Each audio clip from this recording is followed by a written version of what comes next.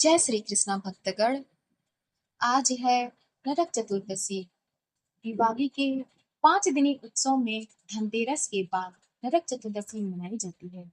इस दिन को छोटी दिवाली, रूप चौदस और काली चौदस भी कहा जाता है। इस दिन यम पूजा, कृष्ण पूजा और काली पूजा होती है। इस दिन दक्षिण भारत में वामन पूजा का भी प्रचलन है। नरकासुर को भामासुर भी कहा जाता है। चलिए जानते हैं इससे जुड़ी हुई कुछ पौराणिक कथाएं। पहली कथा। कृष्ण अपनी 8 पत्नियों के साथ सुखपूर्वक द्वारिका में रह रहे थे। एक दिन स्वर्ग लोक के राजा देवराज इंद्र ने आकर उनसे प्रार्थना की, हे कृष्ण, प्राग ज्योतिषपुर के दैत्यराज भौमासुर के अत्याचार से देवतागण त्राहि त्राहि कर रहे हैं। क्रूर भौमासुर ने वरुण का छत्र, अदिति के कुंडल और देवताओं की मणि छीन ली है और वह त्रिलोक विजयी हो गया है।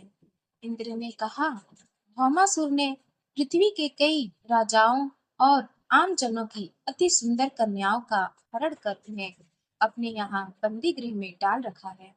कृपया आप हमें बचाइए प्रभु। इंद्र की प्रार्थना स्वीकार करके श्री कृष्ण अपनी प्रिय पत्नी सत्यभामा को साथ लेकर गरुड़ पर सवार हो प्राग ज्योतिषपुर पहुंचे।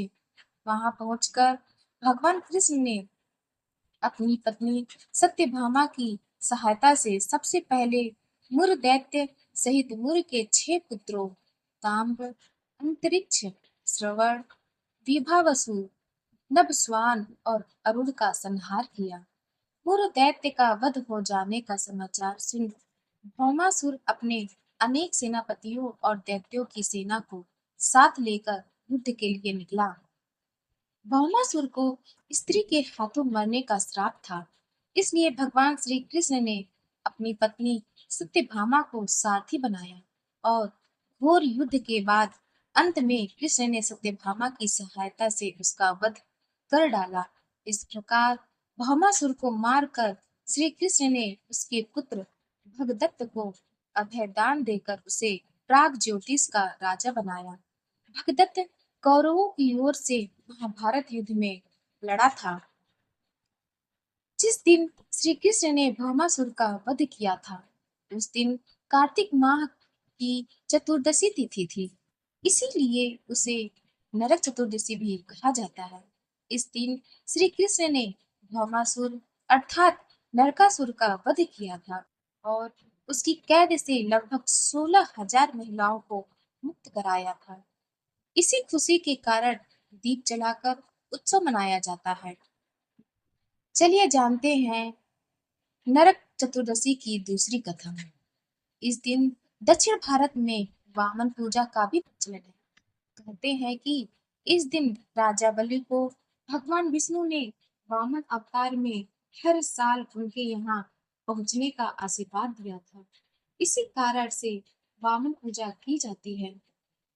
अनुसराज बलि बोले हैं, भगवान, आपने कार्तिक कृष्ण त्रयोदशी से लेकर अमावस्या की अवधि में मेरी संपूर्ण पृथ्वी नाप ली है।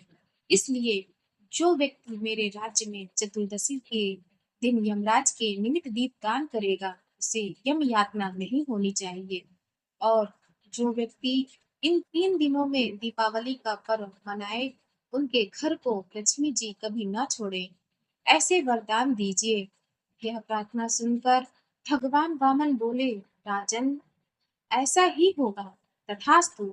भगवान वामन द्वारा राजा बलि को दिए इस वरदान के बाद से ही नरक चतुर्दशी के दिन यमराज के निमित्त व्रत पूजन और दीपदान का प्रचलन आरंभ हुआ। चलिए जानते हैं नरक चतुर्दशी की तीसरी कथा।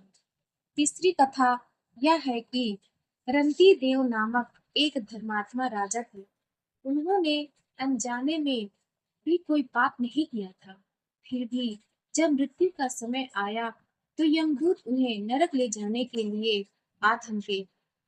राजा ने कहा कि आप मुझ पर कृपा करें और बताएं कि मेरे किस अपराध के कारण मुझे नरक जाना पड़ रहा है? यह सुनकर यमदूत ने कहा कि हे राजन, एक बार आपके द्वार से एक ब्राह्मण भूखा लौट गया था। यह उसी पाप कर्म का फल है। यह सुनकर राजा ने यमदूत से 1 वर्ष का समय मांगा। तब यमदूतों ने राजा को 1 वर्ष की मोहलत दे दी। राजा अपनी चिंता लेकर ऋषियों के पास पहुंचे और उन्हें अपनी सारी कहानी सुनाकर उनसे इस पाप से मुक्ति का उपाय पूछा। तब ऋषि ने उन्हें बताया कि कार्तिक मास की कृष्ण पक्ष की चतुर्दशी का व्रत करें और ब्राह्मणों को भोजन करवाकर इनके प्रति वे अपने अपराधों के लिए क्षमा याचना करें। राजा ने वैसा ही किया जैसा ऋषियों ने उन्हें बताया। इस प्रकार राजा पाप मुक्त हुए और उन्हें विष्णु लोक में स्थान प्राप्त हुआ। उस दिन से पाप और नरक से मुक्ति हेतु भूलोक में कार्तिक चतुर्दशी के दिन का व्रत प्रचलित है। कथा अच्छी लगी हो तब आप हमारे चैनल सनातन कथा संग्रह को लाइक करें, शेयर करें और सब्सक्राइब करें। धन्यवाद।